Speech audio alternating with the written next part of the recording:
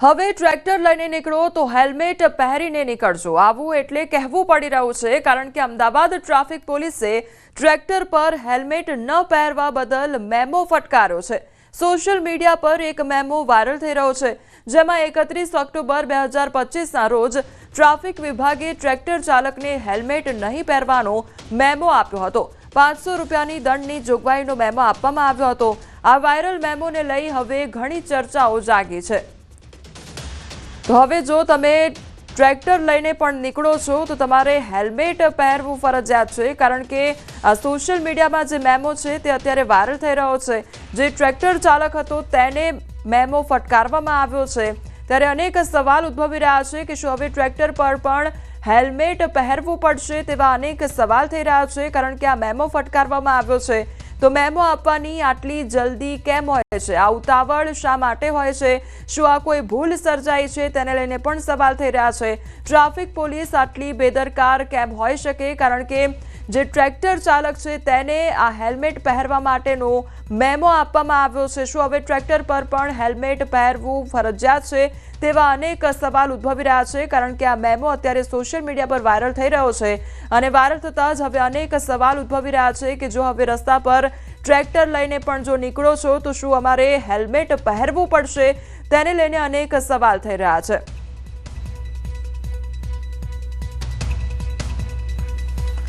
તો ટ્રેક્ટર ચાલકને આ જે મેમો છે તે પણ ફટકારવામાં આવ્યો છે સાથે 500 રૂપિયાની દંડની જોગવાઈનો જે મેમો છે તે આપવામાં આવ્યો છે અને અત્યારે આ મેમો છે જે સોશિયલ મીડિયા પર વાયરલ થઈ રહ્યો છે।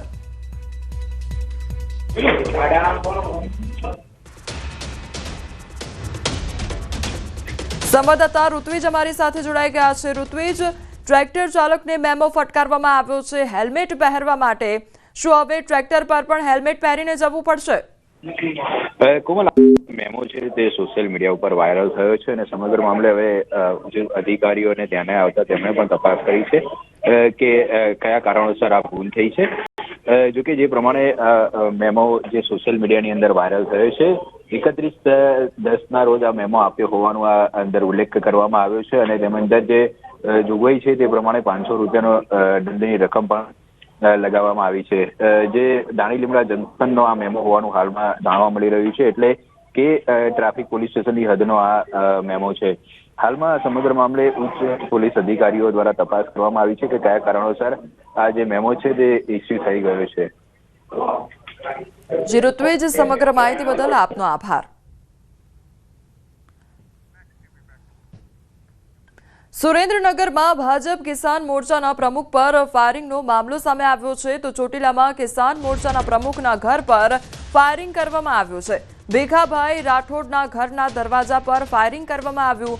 જૂના બંદૂકના કારણે ફાયરિંગ થયાની વિગતો સામે આવી છે તો અગાઉ એક વાહન અકસ્માતને લઈને મન દુઃખ થયું હતું અને અજય ધાધલ નામના શખ્સે આ ફાયરિંગ કર્યું। કાયદો અને વ્યવસ્થાની સ્થિતિ સામે અનેક સવાલો ઉઠી રહ્યા છે તો ચોટીલા પોલીસે વધુ તપાસ હાથ ધરી છે।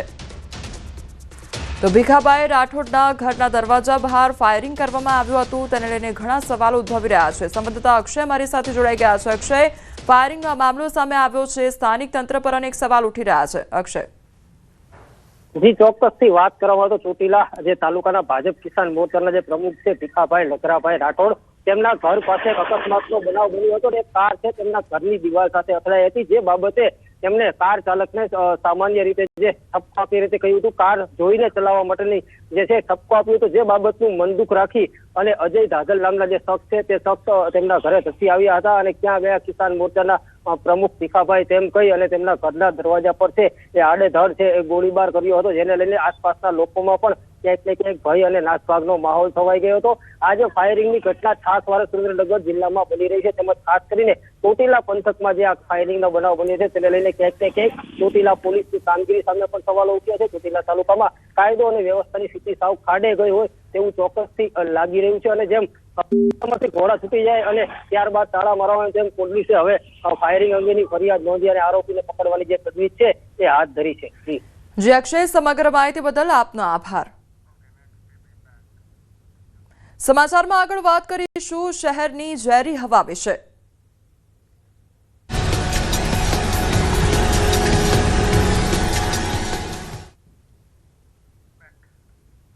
અમદાવાદની હવા હવે ઝેરી બની રહી છે। અમદાવાદમાં એક્યુઆઈ 199 પહોંચી ગયો છે, ત્યારે ગ્યાસપુર વિસ્તારમાં એક્યુઆઈ 233 અને રખિયાલ વિસ્તારમાં એક્યુઆઈ 249 જોવા મળી રહ્યો છે।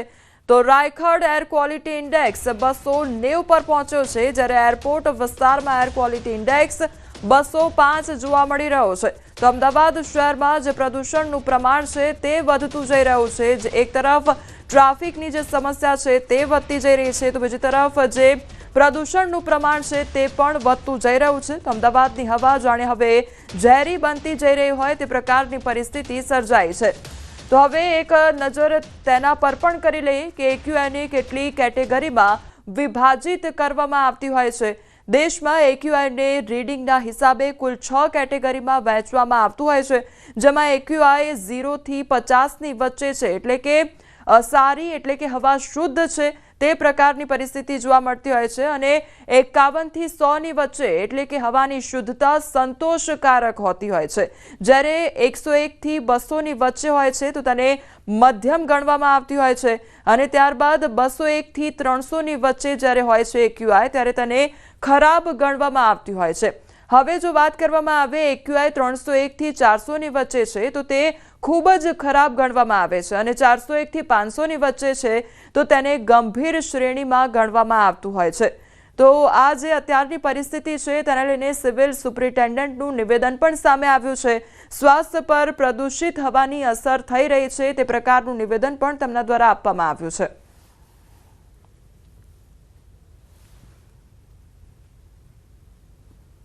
આવા સમયે ખાસ કરીને એ લોકોએ ખૂબ સાવચેતી રાખવાની છે કે જેને એલર્જીક ઇશ્યુઝ છે, અને એની અંદર સૌથી કોમન જોઈએ આપણે તો એ અસ્થમા હોય છે, અને બીજા લોકો જે કહીએ કે જેને આઈ ડ્રાય રહેતી હોય એવા લોકોને પણ એની અસર થતી હોય, એટલે આઈની ડ્રાયનેસ વધારે થાય અથવા એલર્જીક એમ કહેવાય ને કે બ્લેફરાઇટિસ એટલે આઈ રિલેટેડ રોગ થઈ શકે। એ જ રીતે શ્વાસ રિલેટેડ જોઈએ તો અસ્થમા અને ઘણીવાર એનાથી બ્રોન્કાઇટિસ પણ થઈ શકે, એટલે આવા દરેક લોકોએ સાવચેતી રાખવાનો સમય છે અત્યારે।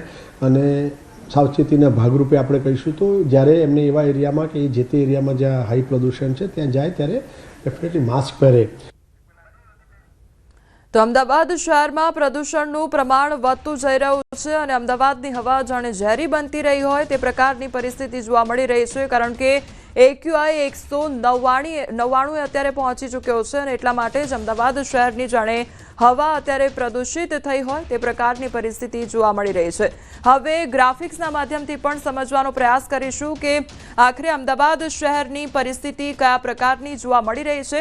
અમદાવાદ શહેર વડોદરા શહેરની વાત કરવામાં આવે તો વડોદરામાં છેલ્લા 8 દિવસનો આ એક્યુઆઈ છે 164, અને જેમ જેમ દિવસો વધતા જાય તેમ તેમ પ્રદૂષણનું પ્રમાણ વધતું જોવા મળી રહ્યું છે। સુરતમાં છેલ્લા 8 દિવસની વાત કરીએ તો અત્યારે 209 પર એક્યુઆઈ જોવા મળી રહ્યો છે। રાજકોટની વાત કરીએ તો રાજકોટમાં અત્યારે 197 જેટલો એક્યુઆઈ જોવા મળી રહ્યો છે। એટલે ગુજરાતના 4 પ્રદૂષિત શહેર અત્યારે અમદાવાદ, રાજકોટ, સુરત અને વડોદરાની આપણે વાત કરી રહ્યા છીએ। અમદાવાદમાં છેલ્લા 8 દિવસમાં એક્યુઆઈ અત્યારે 184 ઉપર એટલે કે લગભગ 184 થી 190 સુધી અત્યારે પહોંચી ગયો છે એક્યુઆઈ। એટલે અમદાવાદ શહેરની જે હવા છે તે ધીરે ધીરે પ્રદૂષિત બનતી જઈ રહી છે। અમદાવાદ શહેરના છેલ્લા 8 દિવસના એક્યુઆઈ આપણે જોયા। હવે વડોદરા પર નજર કરીએ કે વડોદરામાં શું સ્થિતિ છે। 8 દિવસનો એક્યુઆઈ છે, જેમ જેમ દિવસ વધતા જાય છે તેમ તેમ અહીંયા 18 તારીખની વાત કરીએ તો 184 પર એક્યુઆઈ જોવા મળી રહ્યો છે, અને અત્યારે 20 તારીખની લગભગ વાત કરવામાં આવે તો 177 પર અત્યારે એક્યુઆઈનો જે આંક છે તે પહોંચ્યો છે। એટલે વડોદરા શહેરમાં પણ હવા ક્યાંક ધીરે ધીરે પ્રદૂષિત બનતી જઈ રહી છે। સુરતની હવે વાત કરીએ તો સુરતની અત્યારે જે પરિસ્થિતિ છે તેનો એક્યુઆઈ જો 209 પર અત્યારે પહોંચી ગયો છે। અત્યારે અમદાવાદ શહેરનું લગભગ 190, ત્યારે સુરત શહેરમાં 209 પર એક્યુઆઈ પહોંચી ગયો છે। એટલે ત્યાં આગળ જે પ્રદૂષણનું પ્રમાણ છે તે વધારે વધી ગયું છે, કારણ કે સુરત એ ઔદ્યોગિક નગરી ગણાતી હોય છે, અને ત્યાં આગળ હવામાં જે પ્રદૂષણનું પ્રમાણ છે તે વધી રહ્યું છે। હવે રાજકોટ પર નજર કરીએ કે રાજકોટમાં કયા પ્રકારની સ્થિતિ છે। છેલ્લા 8 દિવસનો એક્યુઆઈ શું કહી રહ્યો છે। આ આંકડા છે 8 દિવસના, અને આજની વાત કરવામાં આવે તો 197 સુધી એક્યુઆઈ પહોંચી ગયો છે। એટલે રાજકોટમાં પણ હવા પ્રદૂષિત ધીરે ધીરે થઈ રહી છે। એટલે અમદાવાદ શહેર હોય, સુરત શહેર હોય કે પછી રાજકોટ હોય, તમામ આ જે વિસ્તારો છે ત્યાં આગળ ધીરે ધીરે પ્રદૂષણનું પ્રમાણ વધતું જઈ રહ્યું છે। રાજકોટમાં પણ અત્યારે 197 પર AQI જોવા મળી રહ્યો છે। એટલે અમદાવાદ શહેર કરતાં પણ રાજકોટમાં હવાનું પ્રદૂષણ જે છે તે વધતું જઈ રહ્યું છે। તો અમદાવાદ શહેરનો AQI 199 પહોંચ્યો છે, ત્યારે અમદાવાદ શહેરમાં પણ પ્રદૂષણનું પ્રમાણ વધતું જઈ રહ્યું છે। ત્યારે હવાના પ્રદૂષણથી હવે કયા પ્રકારની બીમારીઓ થઈ શકે છે તેના પર પણ નજર કરીએ તો દિમાગમાં સ્ટ્રોક આવવો તે પ્રકારની પરિસ્થિતિ પણ જોવા મળી શકે છે। ડિમેન્શિયા અને પાર્કિન્સન જેવા રોગનો પણ ખતરો થઈ શકે છે। તો આંખો આવવી તેમજ આંખ સુકાઈ જવી અને મોતિયો આવી શકે છે તે પ્રકારની પરિસ્થિતિ પણ જોવા મળી શકે છે। હાઇપરટેન્શન, હૃદયરોગનો હુમલો અને હૃદયના અનિયમિત ધબકારાનું પણ કારણ બની શકે છે। તો ફેફસાનું કેન્સર થઈ શકે છે, અસ્થમા જેવા રોગ પણ થઈ શકે છે। જ્યારે હવામાન પ્રદૂષણ થતું હોય છે ત્યારે આ પ્રકારની પરિસ્થિતિ જોવા મળી શકે છે। લીવર કેન્સરનો પણ મામલો જોવા મળી શકે છે। પ્રદૂષણ લોહીને પણ પ્રભાવિત કરે છે। જ્યારે હવા પ્રદૂષિત થાય છે ત્યારે આ તમામ પરિસ્થિતિ જોવા મળી શકે છે। રક્ત વહન થવાની જે ક્ષમતા છે તેના પર પણ પ્રભાવ પડી શકે છે। તો પ્રદૂષણ મોટાપા પર પણ પ્રભાવ નાખે છે અને મેટાબોલિક સિન્ડ્રોમ પણ થાય છે। જ્યારે હવા પ્રદૂષિત બને છે ત્યારે શારીરિક જે પરિસ્થિતિ છે તેમાં ઉપર નીચે જોવા મળી શકે છે। પ્રદૂષણની સીધી અસર પેટ પર પણ પડી શકે છે। ગેસ્ટ્રિક કેન્સર થઈ શકે છે, પેટના રોગ થઈ શકે છે તેમજ પેટમાં સોજો પણ આવી શકે છે। આ તરફ પેશાબની જે કોથળી છે તેનું પણ કેન્સર થઈ શકે છે, કિડની કેન્સર પણ થઈ શકે છે। તો પ્રોસ્ટેટમાં વૃદ્ધિનું કારણ પણ પ્રદૂષણ બની શકે છે। એટલે હવા પ્રદૂષિત જો થાય છે તો શારીરિક તમને તમામ તકલીફો થઈ શકે છે। પ્રદૂષણની સૌથી વધારે ખરાબ જે અસર છે તે તમારા શરીર પર પડે છે। આ સાથે ચામડીને લગતા રોગ